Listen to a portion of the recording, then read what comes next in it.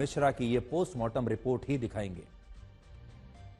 पहला और सबसे बड़ा खुलासा यह है कि हत्यारों ने इस लड़के की हत्या से पहले इस लड़के को भयानक यातनाएं दी थी और उसे बहुत टॉर्चर किया था। बहुत निर्मम तरीके से इस लड़के की हत्या की गई। आरोपियों ने उसके पैरों की सभी उंगलियों के नाखून खींचकर बाहर निकाल लिए थे। सोचिए, कल्पना कीजिए, किसी के नाखून अगर खींचकर निकाल लिए जाएं तो दर्द की कल्पना आप कर सकते हैं। इस लड़के की आंखों के पास किसी नुकीली चीज से हमला किया गया था। आंखों के आसपास बहुत सारे घाव थे। चाकू या तलवार जैसे किसी धारदार हथियार से उसके सिर और हाथ पर कई वार किए गए थे। उसके चेहरे पर, गले पर, सीने पर, पेट पर, पैरों पर गोलियों के 25 से 30 छर्रों के निशान थे। और सबसे बड़ी बात यह है कि हत्यारों ने इस लड़के को मरने से पहले इलेक्ट्रिक शॉक दिए। नमस्कार दोस्तों, आप देख रहे हैं भारत की बात। उत्तर प्रदेश के बहराइच जिले में महाराजगंज कस्बे में बीती रविवार यानी 13 अक्टूबर की शाम में जितना दंगा भड़का कि राम गोपाल मिश्रा की इतनी बेदर्दी से, इतनी बर्बरता से हत्या कर दी गई। उसका सिर्फ यह कसूर था कि उसने एक इस्लामिक झंडा नीचे गिराकर अपने भगवान यानी श्री राम का भगवा झंडा फहरा दिया। बस इस गलती की सज़ा उससे इतनी बर्बरता से दी जाएगी। उसका पोस्टमार्टम रिपोर्ट आ चुका है। पोस्टमार्टम की रिपोर्ट में ऐसे ऐसे खुलासे हुए हैं कि जो व्यक्ति सुने वो झन्न रह जाएगा एक समय के लिए। किसी भी व्यक्ति के अंदर इतनी क्रूरता, इतनी घृणता, इतनी नफरत कैसे हो सकती है एक दूसरे समुदाय को लेकर। उसे मारने से पहले उसकी कितनी प्रताड़ना की गई थी, कितना टॉर्चर किया गया था। बस आज हम इसी के बारे में वीडियो बनाने वाले हैं। हम उस नफरत का पोस्टमार्टम करेंगे जिसने हैवानियत की सारी हदों को पार कर दिया है।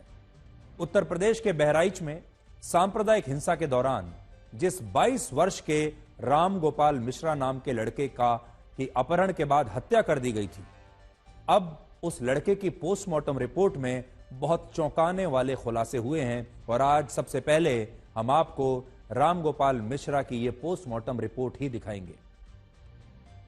पहला और सबसे बड़ा खुलासा यह है कि हत्यारों ने इस लड़के की हत्या से पहले इस लड़के को भयानक यातनाएं दी थी और उसे बहुत टॉर्चर किया था। बहुत निर्मम तरीके से इस लड़के की हत्या की गई। आरोपियों ने उसके पैरों की सभी उंगलियों के नाखून खींचकर बाहर निकाल लिए थे। सोचिए, कल्पना कीजिए, किसी के नाखून अगर खींचकर निकाल लिए जाएं तो दर्द की कल्पना आप कर सकते हैं। इस लड़के की आंखों के पास किसी नुकीली चीज से हमला किया गया था। आंखों के आसपास बहुत सारे घाव थे। चाकू या तलवार जैसे किसी धारदार हथियार से उसके सिर और हाथ पर कई वार किए गए थे। उसके चेहरे पर, गले पर, सीने पर, पेट पर, पैरों पर गोलियों के 25 से 30 छर्रों के निशान थे। और सबसे बड़ी बात यह है कि हत्यारों ने इस लड़के को मरने से पहले इलेक्ट्रिक शॉक दिए, जिससे ब्रेन हैमरेज हुआ और ज्यादा खून बहने के कारण इस लड़के की मौत हो गई। और इससे आप ये समझ सकते हैं कि जिन लोगों ने राम गोपाल मिश्रा की हत्या की, उनके मन में कितनी नफरत रही होगी, उनके मन में कितनी घृणा रही होगी। और एक बार के लिए आपको ऐसा लगेगा कि शायद यह घटना भारत में नहीं, शायद यह घटना बांग्लादेश में किसी अल्पसंख्यक हिंदू लड़के के साथ हुई है। लेकिन कड़वी सच्चाई यह है कि यह घटना बांग्लादेश की नहीं है, बल्कि यह घटना अपने ही देश भारत की है। इस लड़के का नाम राम गोपाल मिश्रा था। उम्र सिर्फ 22 साल थी।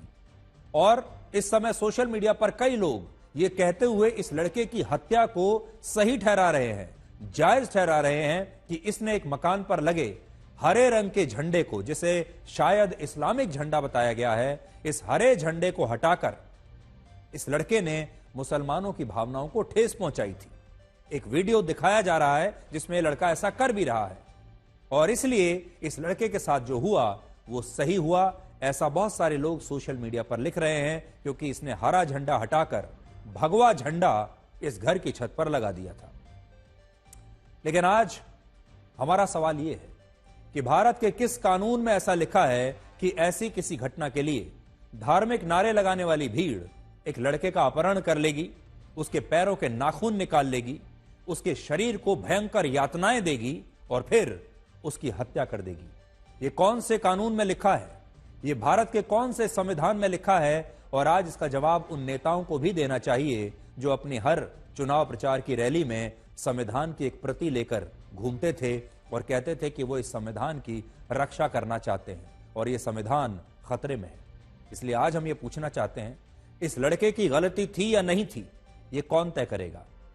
ये अदालतें तय करेंगी। इस लड़के को पुलिस के हवाले किया जा सकता था, उसके बाद इस लड़के पर अदालतों में मुकदमा चल सकता था। पुलिस इस पर जितनी चाहे उतनी धाराएं लगा सकती थी और फिर अदालत यह तय करती कि यह लड़का बेकसूर है या कसूरवार है। हमारी अदालतें इस लड़के को इसके अपराध की सजा देने में पूरी तरह सक्षम है, लेकिन इन हत्यारों ने पुलिस पर भरोसा नहीं किया, अदालतों के फैसले का इंतजार नहीं किया और इस लड़के की विभत्स तरीके से वहीं पर ऑन द स्पॉट हत्या कर दी। भारत एक ऐसा देश है जहां आतंकवादी अजमल कसाब से लेकर आतंकवादी अफजल गुरु और याकूब मेमन को अदालतों ने सजा सुनाई है और न्यायिक प्रक्रिया के तहत इन आतंकवादियों को उनकी सजा माफ कराने के लिए भी कई कानूनी विकल्प दिए गए, पूरा मौका दिया गया। और इसके बाद भी जब अफजल गुरु और याकूब मेमन को फांसी हुई तो इसका आज तक हमारे देश में विरोध होता है। लोग आज भी कहते हैं कि यह सही नहीं हुआ, यानी कुछ लोग तो अदालत के फैसले को भी मानने के लिए तैयार नहीं है। लेकिन इस मामले में तो इस लड़के को ऑन द स्पॉट कुछ लोगों ने यातनाएं देने के बाद, टॉर्चर करने के बाद उसे वहीं पर जान से मार दिया। और सबसे बड़ी बात यह है कि अभी इस घटना को लेकर सोशल मीडिया पर आधी अधूरी जानकारी शेयर की जा रही है, जबकि सच्चाई कुछ और है। हमारी टीम ने इस मौके पर मौजूद कई चश्मदीदों से बात की, जिनका कहना है कि यह सारा विवाद बहराइच के इस एक मुस्लिम बहुल इलाके से दुर्गा विसर्जन का जुलूस निकालने को लेकर हुआ था। मुस्लिम पक्ष की मांग थी कि हिंदू पक्ष को देवी दुर्गा की प्रतिमा किसी और इलाके से लेकर जानी चाहिए क्योंकि ये मुस्लिम इलाका है, जबकि हिंदू पक्ष का कहना था कि जब मुसलमान उनके इलाकों से मुहर्रम का जुलूस निकाल सकते हैं तो फिर उन्हें एक मुस्लिम इलाके से दुर्गा विसर्जन का जुलूस निकालने से क्यों रोका जा रहा है। इसके अलावा एक सच्चाई यह भी है कि इस जुलूस में लाउड स्पीकर पर कुछ आपत्तिजनक गाने बज रहे थे, जिस पर मुस्लिम पक्ष ने विरोध जताया था, आपत्ति जताई थी और उन्होंने इन गानों को बंद करने की चेतावनी दी थी।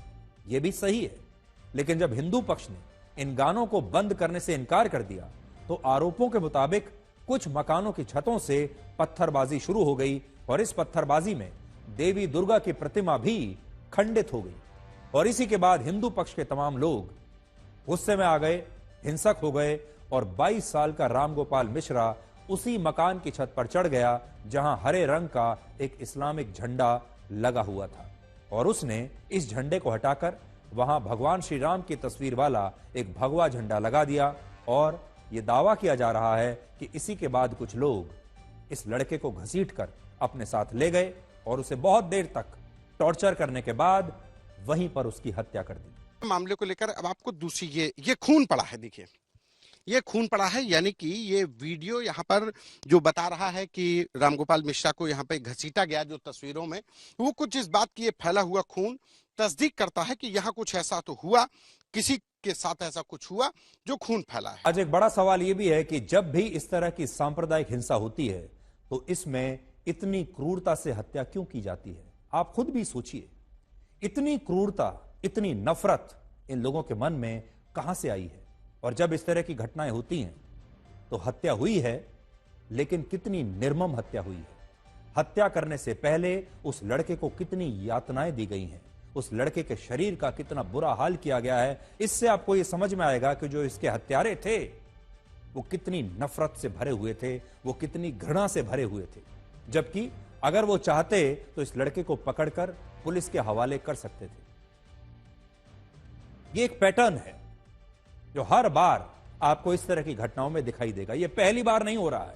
आपको याद होगा वर्ष 2020 में जब दिल्ली में सांप्रदायिक दंगे हुए थे, तब भी कुछ लोगों ने अंकित शर्मा नाम के एक व्यक्ति, एक लड़के के शरीर को 51 बार चाकुओं से गोदकर उसकी हत्या की थी और अंकित की लाश को पास के एक गंदे नाले में फेंक दिया था। इससे पहले भी इस तरह की घटनाएं हो चुकी हैं, जिनसे यह पता चलता है कि ऐसे सांप्रदायिक मामलों में नफरत लोगों पर कितनी हावी हो जाती है। और यह नफरत ही है जिसके कारण रामगोपाल मिश्रा की न सिर्फ हत्या हुई, बल्कि आरोपियों ने हैवानियत की सारी हदों को पार कर दिया। जो कुछ भी रामगोपाल मिश्रा के साथ हुआ, भगवान उनकी आत्मा को शांति दे और उन्हें जन्नत प्रदान करे। उनकी आत्मा को बहुत सुख मिले कि इस गंदगी से निकल गए। लेकिन जो कुछ भी हुआ बहुत ही दिल दहलाने वाला था। उससे पहले उनके शरीर को कितनी प्रताड़ना की गई। हमारे शरीर का एक बाल टूट जाता है तो हमें कितना दर्द होता है, और उनको कितनी बेरहमी से मारा गया, हम कल्पना भी नहीं कर सकती, सोच भी नहीं सकते कि उनके साथ क्या क्या नहीं हुआ। उस समय वो सिर्फ अकेले थे और वहाँ पर उनके साथ उनके जो हत्यारे हैं वो पूरे ग्रुप में थे। बस यही फ़र्क है, एक अकेला इंसान इतने सारे लोगों से कैसे लड़ सकता है। हिंदू लोग अपने ही हिंदू देश में सुरक्षित नहीं है, पूरी दुनिया का तो छोड़ ही दीजिए कि वहाँ पर अल्पसंख्यकों के साथ क्या होता होगा। आपको क्या लगता है, रामगोपाल मिश्रा का जो मर्डर हुआ उसका क्या इंसाफ होना चाहिए? आप क्या सरकार से डिमांड करते हैं? योगी सरकार, जो कि हिंदुओं के सबसे प्रमुख नेता के तौर पर माने जाते हैं, आप उनसे क्या डिमांड करते हैं? कमेंट बॉक्स में ज़रूर बताइए। जय हिंद, जय भारत, नमस्कार।